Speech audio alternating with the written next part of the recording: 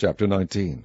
When the Lord thy God hath cut off the nations whose land the Lord thy God giveth thee, and thou succeedest them, and dwellest in their cities and in their houses, thou shalt separate 3 cities for thee in the midst of thy land, which the Lord thy God giveth thee to possess it. Thou shalt prepare thee a way, and divide the coasts of thy land, which the Lord thy God giveth thee to inherit, into 3 parts, that every slayer may flee thither. And this is the case of the slayer which shall flee thither, that he may live. Whoso killeth his neighbour ignorantly, whom he hated not in time past, as when a man goeth into the wood with his neighbour to hew wood, and his hand fetcheth a stroke with the axe to cut down the tree, and the head slippeth from the helve, and lighteth upon his neighbour, that he die, he shall flee unto one of those cities and live. Lest the avenger of the blood pursue the slayer while his heart is hot, and overtake him, because the way is long, and slay him, whereas he was not worthy of death, inasmuch as he hated him not in time past. Wherefore I command thee, saying,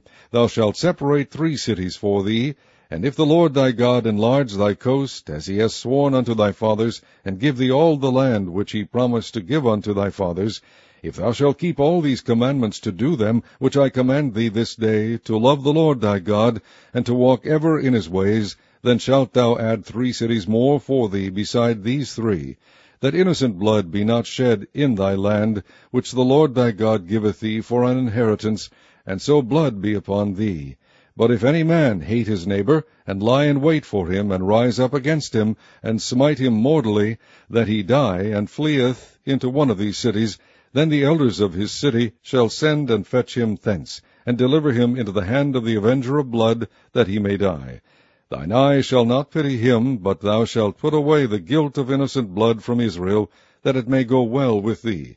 Thou shalt not remove thy neighbour's landmark, which they of old time have set in thine inheritance, which thou shalt inherit in the land that the Lord thy God giveth thee to possess it. 1 witness shall not rise up against a man for any iniquity, or for any sin, in any sin that he sinneth. At the mouth of 2 witnesses, or at the mouth of 3 witnesses, shall the matter be established. If a false witness rise up against any man to testify against him that which is wrong, then both the men between whom the controversy is shall stand before the Lord, before the priests and the judges, which shall be in those days. And the judges shall make diligent inquisition. And behold, if the witness be a false witness, and hath testified falsely against his brother, then shall ye do unto him as he had thought to have done unto his brother. So shalt thou put the evil away from among you. And those which remain shall hear and fear, and shall henceforth commit no more any such evil among you. And thine eye shall not pity, but life shall go for life, eye for eye, tooth for tooth, hand for hand, foot for foot.